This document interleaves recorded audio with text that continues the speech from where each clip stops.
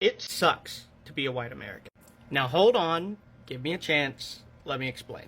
I want you to think of the kind of person who would put on a White Lives Matter sticker on the back of their Ford pickup. Why do they do that? Is it all racism? Well, yeah.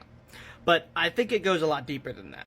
White Americans basically have no culture, not in the same way we see other people. And we white people, we know this inherently, and it scares us.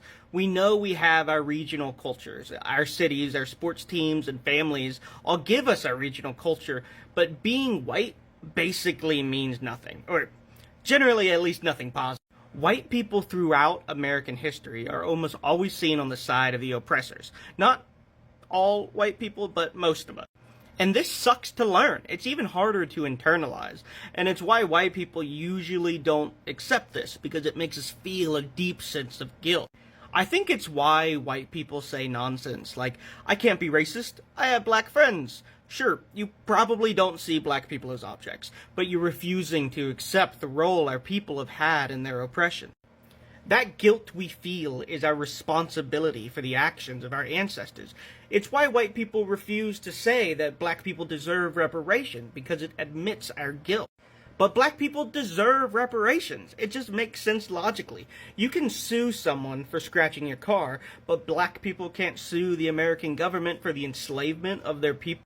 My people are arresting and deporting Mexican families from this country. Think about that. We are telling people that they are not allowed on the land we stole. Let's go a step further. White people stole a sacred land site from the people indigenous to this land and then carved 4 white people's faces on it, most of which were slave owners.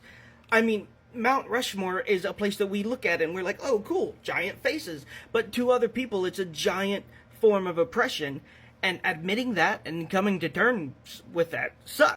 We suck, dude. My people really and truly suck. Not all of us contributed to this oppression, but we are all a part of it. And this will mostly sound like virtue signaling. It will mostly sound like, look at how rough we are.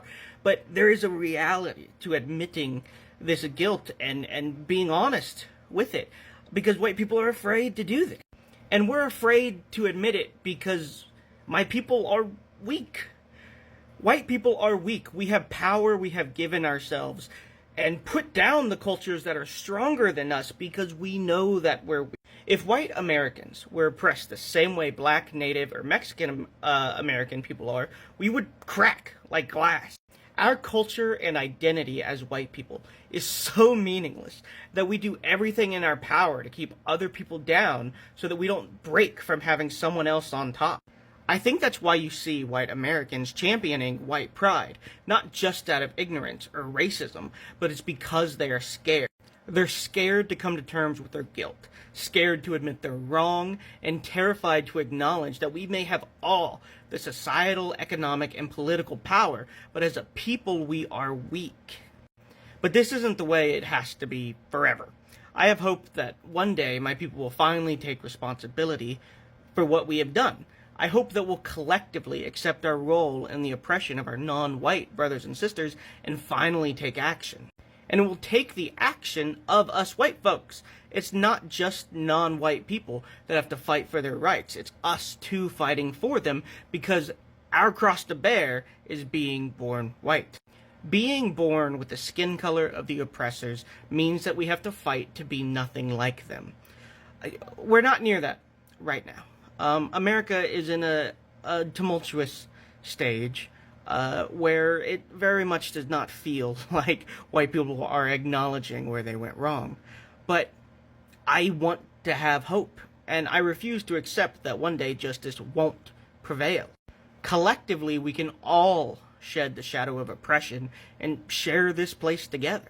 And that's the message I want to end with. I want to be hopeful that one day oppression will be something taught in history class, something that we don't have to see ourselves in. That's what I hope. Anyway, I want to be optimistic in the end. Anyway, that's it. Thanks. Do you even realise how brainwashed we are? As white people, we're conditioned to feel superior. And it's not about truth, it's about control. White supremacy doesn't just harm others, it harms us too. We're manipulated into blaming global majority communities for all of society's ill. From crime, economic hardship, housing issues, we're conditioned to other people and blame them for our problems. It's all a lie. Who are the people that actually create these problems? The corporate elites and our political system which enable this, through the hoarding of wealth and power inequity. White supremacy keeps us distracted, keeps us blaming people from global majority backgrounds, prevents us from unifying, stopping us from questioning who is really benefiting. Our media continuously spread a false narrative, making out that white people are losing power and actually they're losing their dominance, these elites. Ask yourself, who really benefits from this fear that they're stirring up? It's certainly not white working class communities whilst they drive down wages and force poor public services on us. So we have to acknowledge that having a white skin does give us advantages in this community. But it's not protecting us from poverty, rubbish jobs, poor public services, failing education, and a declining quality of life. This is the elites that are causing that. Certainly not immigrants, and certainly not global majority communities. White supremacy keeps you defending systems that are actually harming you. White supremacy keeps you blaming and othering global majority individuals and communities. So if you're ready to unlearn your social conditioning and see through the lies of this system, get in touch. I'm happy to help you. What does it mean to be a white person? What does it mean to find yourself in a clothes that your skin is tagged as a white person? Today we're not talking about brown and black people, because these white creators have actually come out to spill out the tea and say the fact, honest facts, hidden facts that a lot of people are not even seeing. They've been able to express themselves to tell us that, you see, being a white person is actually not as easy as the black Americans actually tag it to be. Anyways, in today's video, we'll explore all of that and then we'll come to a conclusion at the end of this video. Welcome back to the channel. It's Sonia and I'm back again with another mind-blowing video. Hi guys, do we hope you guys are fine? Hope you guys are good. If it's the first time tuning in, do it, subscribe, like this video, drop me your comments, and lastly, do not forget to share for every other person to get this good news. And yes, with that being said, let's dive right into this video and I'll be back with the commentaries. Credit belongs to the original creators of these videos, and thank you always for supporting. Let's get right in, guys. I grew up considered poor white trash just like many other white folks in this country, sometimes eating out of dumpsters and living off of ramen noodles and a 5-finger discount. My family went through evictions and I moved more times than I can count before the time I was 18. I joined the military out of high school to keep from staying poor white trash. Although I spent a decade in the military, I'm back to being considered poor white trash. I have Section 8 and food stamps. Sometimes I do have to hit a food pantry. Sometimes I don't have gas. I can't afford an attorney to fight for my child. I do struggle, but I don't struggle because I'm black. I struggle because I'm in poverty. If I was black, I would have to deal with poverty plus racism. Sure, privilege is probably not the right word to be using whenever it comes to white privilege, because being treated like a human is not a privilege, it's a right. But when you're being treated like you're human, to those who are being treated like they're less than human, it looks a lot like privilege. Learn up. Can we talk about how miserable white people are for a second? Like, you know that white people are miserable, right? Like, have you ever looked a white person in the eye, even if they're like a big mental health person? You just look deep down and you're like, brother, you are not happy at all. And truly, it breaks my heart. But one reason, I think, one of the main reasons that a lot of white people, a lot of us are really unhappy and miserable is because we lack internal congruence. Now, congruence is a concept we learned early in grad school to help people heal. And congruence is basically internal alignment. Values and actions are on the same page, right? Like, we accept every part of ourselves. We feel peace, security in who we are.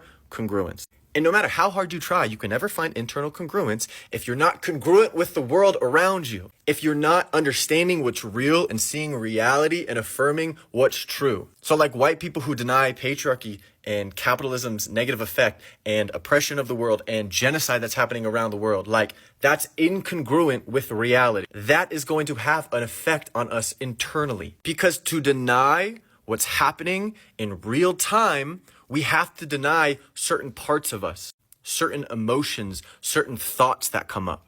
And the more we run for that, the more incongruent and separate we feel, the more dissonance that comes, the more miserable we are. And a lot of times we're not actually dealing with our own pain and our own reality because we're all suffering under capitalism and white supremacy. Like, it affects us different ways in intersectionality, but like, it affects us white people too. You don't think a stormtrooper in the fucking Star Wars movies hates his life? You don't think he hates being bossed around all the time? You don't think poor white people living in the Empire, like in the city walls, like in a Game of Thrones, like you don't think that they're miserable under it, even though they're not miserable the most? To be congruent inside, to not be miserable anymore, it takes accepting the realities of the world, seeing how those toxic systems affect us, and then moving to actually be congruent. Because deep down, humanity has goodness at its center. So yeah, white people, we're miserable because we're not congruent, because we're denying the realities of the world, and thus denying ourselves. This message is for white Americans and white Americans only. If you're not a white American, you are welcome to stay because everybody's welcome here. But this message is specifically for white people in America. If you are a white American, you are an immigrant. Or you come from a long line of immigrants. It's literally the only option, Chad, Debbie. It's literally the only option. You're an immigrant. Deal with it. I don't know why it's so hard for y'all to remember where you came from, what your roots are, but you're an immigrant. This whole, they got to do it the right way and blah, blah, blah. Stop. Most of them are doing it the right way. They're still being targeted. Sit down, shut up, eat your bland food without any kind of spice. Maybe pick up a book or book a flight to another country if you even have a passport. But stop it. You're an immigrant too. I'm genuinely excited that you asked this question because it gives me the opportunity to expound upon this concept a little bit. So I want to start on the front end by acknowledging that the social construct of whiteness here in America is real and that there are inherent benefits to being born white in a country that has its origins rooted in white supremacy. That said, I've been able to disassociate myself from the identity of whiteness in that I do not derive any of my personal identity from the fact that my skin lacks melanin. I want to be explicitly clear when I state that whiteness is not real and that whiteness only exists in the presence of blackness or in the presence of other communities of color. One of the things that I observed growing up in an all-white community is that there is no meaningful solidarity around whiteness. When I look back across my childhood and I examine the times that my family was going through hardship and I identify the people who were in a position to help us but ultimately chose not to, or in some circumstances deliberately went out of their way to make our lives more difficult, what I find is that it's exclusively old white people. What I found in these instances is that even though they were white and we were white, that whiteness did not provide any sense of connection to the point where they felt obligated to help us. And that's what you'll find anytime that everybody in the room is white, that whiteness does not provide a strong enough connection to overrule any of their individual self-interests. Clearly, the identity of whiteness has some appeal, some allure. If you don't believe me, go ask Enrique Tarrio. In fact, the only time that you'll see that whiteness has a meaningful binding effect is when people gather together for the express purpose of celebrating said whiteness. Now, these are all observations that I've taken from my personal life experience, but we can also pull from historical evidence examples that show that whiteness is a contrivance. As Theodore Allen points out in his book, The Invention of the White Race, whenever the first Africans showed up at Jamestown in 1619, there were no white people whenever they showed up. In fact, the word white wouldn't show up in colonial records for another 60 years. At that time in history, there were English, Irish, French, German, Austrian, Russian, Prussian. They were a nationality. They never referred to themselves as white. It wasn't until 1680 that the concept of whiteness became prevalent in the cultural lexicon, and that's a direct result of the colony of Virginia legislating whiteness into existence in response to Bacon's Rebellion, which was a labor uprising comprised of an alliance of European indentured servants and African indentured servants and slaves. The ruling class of Virginia was incredibly concerned about this alliance, and it culminated in the Slave Codes of 1705, which created a social separation between Europeans and Africans. It ensured that Europeans could never be subjected to lifetime servitude, and it ensured that African slaves could never be free. The social separation was deliberately created by the aristocracy to ensure that they wouldn't have to contend with future labor uprisings, and it's existed in some form or fashion ever since. So once you've examined all of this and you've identified that whiteness isn't real and that it's always existed as a barrier to class solidarity, it becomes incredibly easy to separate yourself from the identity of whiteness. I appreciate y'all taking the time. Y'all have a good one. Being white in 2025 must be exhausting. I would be exhausted. I mean, the moment a white person laughs, people are like, racism, colonizer, what are you doing here? I mean, white people are getting attacked from left to right. And innocent and kind and loving white people. Innocent and kind, loving little children. It must be exhausting.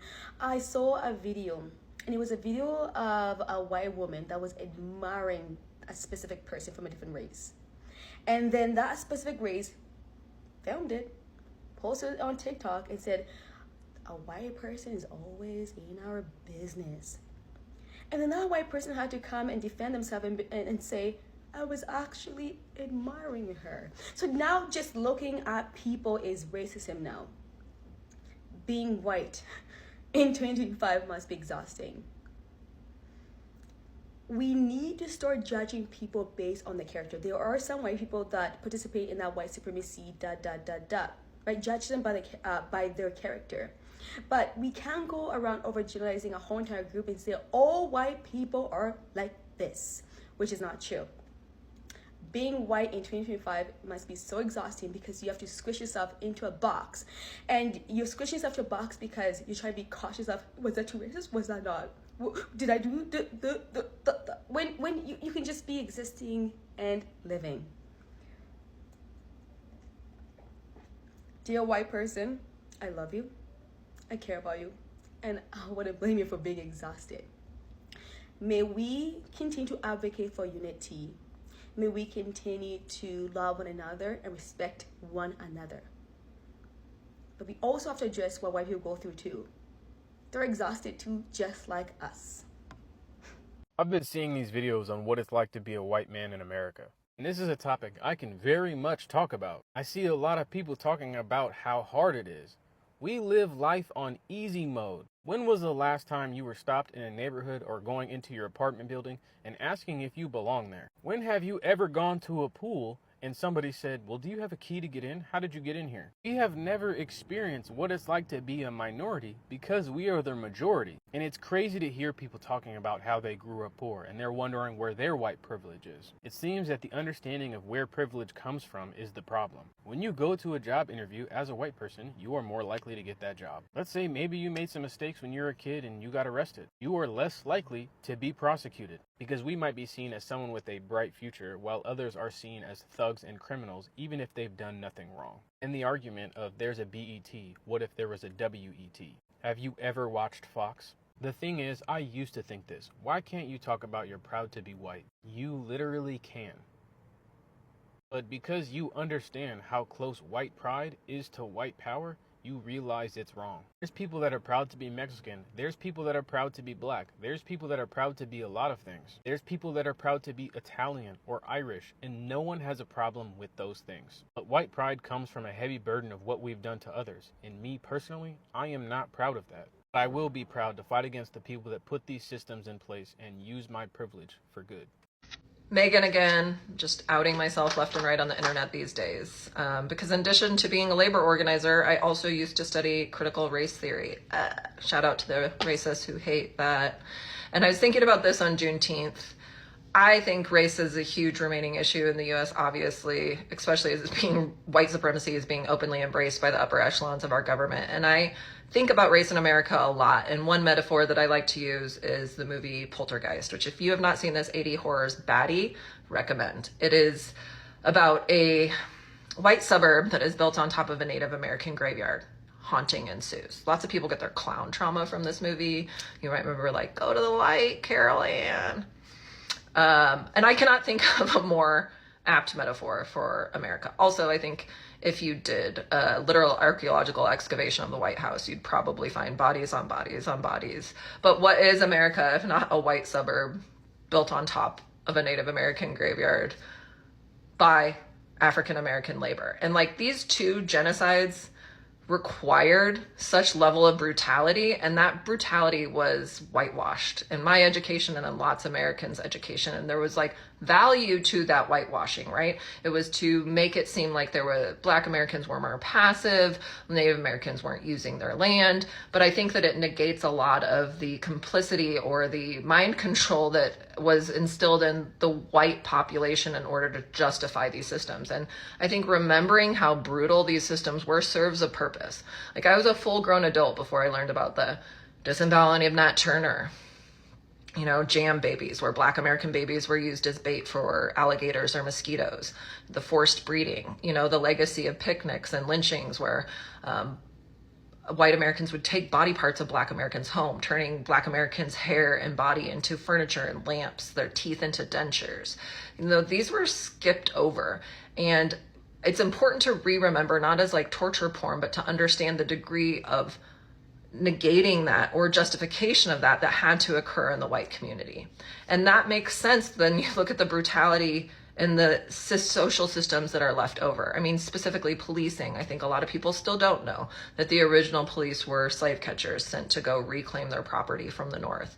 And that makes sense when you look at the brutality, the brutal legacy of policing in America today, or the clear line between plantations and the modern American prison system.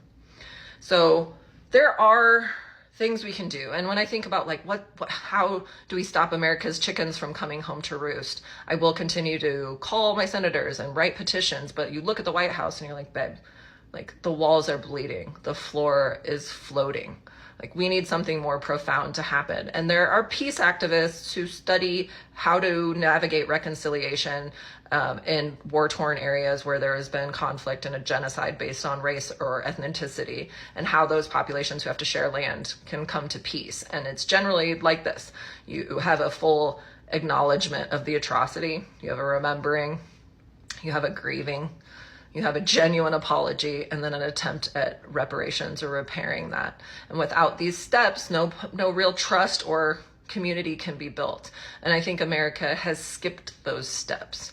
And so while we cannot force that maybe on a general level, like one thing that you can do is enact it on a personal level. I think by educating yourself about the degree of the legacy of slavery, like how intense it really was, and the effect on the white American population. This isn't to center ourselves in the conversation, but it's like, we'll talk about race in America and be like, white people assume this like savior position, like, oh, how can we help this impoverished Black community? And it's like, well, I think we should think about when we're understanding the sick and the well, the sick and the healthy, you'll look at a poor community and not think about the sickness that must be inherent in the privileged community to continue to allow these systems that create such inequity.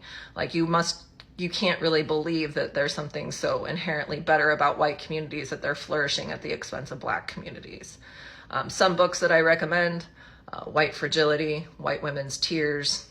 One that's especially germane to today is called The Open Veins of Latin America, which talks about the ways in which resources from resource-rich areas of Central and Latin America were emptied to move to the United States to help enrich the United States and other Western countries. So like everything from tin, rubber, gold, silver. And it depleted these countries to the point where the only option left for work was economic migration to these richer countries, which we're now punishing them for. So just a couple of ideas, like in addition to like going to eat at a Black restaurant or supporting a Black creator, I think that one thing that white America could take some responsibility for is kind of owning this first part of reconciliation and trying to understand the depth of the ways in which our own minds have been perverted by these ideologies of white supremacy. Yeah. Welcome back, guys. And I asked ChatGPT, what does it mean? What is the hardest part of being white in American? And here are some of the responses that ChatGPT actually gave me. Then I'm going to be reading it out before I go ahead to say my own honest opinion, right? And he said this is an interesting way to frame it. Since whiteness in American usually carries social advantage rather than disadvantage, the hardest part isn't typically systematic barrier like discrimination in jobs, housing, or policy. Instead, the challenge tends to be more social, cultural, or psychological. Here are some often discussed ones. 1. Recognizing privileges and struggles. Many white people grow up without realizing the advantage whiteness provides. When they first encounter conversation about white privilege, they may feel accused, guilty, or offensive, especially if they personally struggles with poverty, trauma, or other hardship. The hardest part can be holding both truths. It have struggles and my race still shared me from certain systematic hardship other face. The second one is fear of saying the wrong thing. In diverse workplace or social setting, many white people worry about being judged as racist if they phrase something poorly or don't fully understand cultural norms. This can create anxiety in conversation about race, even when intentions are good. And honestly, I agreed on this one, right? The third one is lack of cultural identity. Some white Americans describe feelings cultureless because whiteness has historically been treated as the default. They may feel disconnected from their ethnic roots, unlike communities of color who often have strong cultural traditions to hold on to. 4. Social backlash in race discussion. In debate about systematic racism, some white individuals feel blame for injustice they didn't personally commit, and that's sad. The challenge is learning to separate individuals' identity from systematic responsibility, which can feel uncomfortable but is a part of racial awareness. Then the fifth one I have here is class or race tension. Poor or working class white people sometimes feel overlooked, believing discussing about privileges erase their struggles with poverty, addiction, or lack of opportunities. They may feel caught in between recognition of white privileges and the reality of their own difficult life. In short, the hardest part of being white in American isn't systematic discrimination because whiteness generally protects against that. Instead, it's navigating the social and emotional complexity of race, like understanding privilege, dealing with guilt of defensiveness, or finding identity and belonging in a society that treats whiteness as invisible. Oh my God.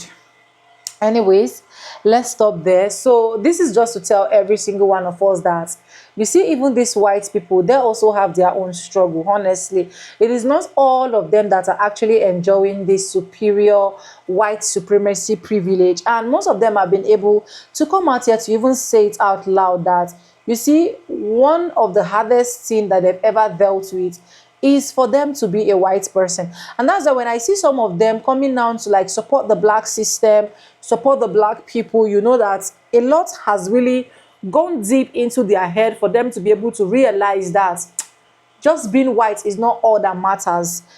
And I feel like personally, the honest truth is white people are really being judged as this people as this has actually said, because even what is not even meant to be like a racial profile would be tagged as racial profile in some cases.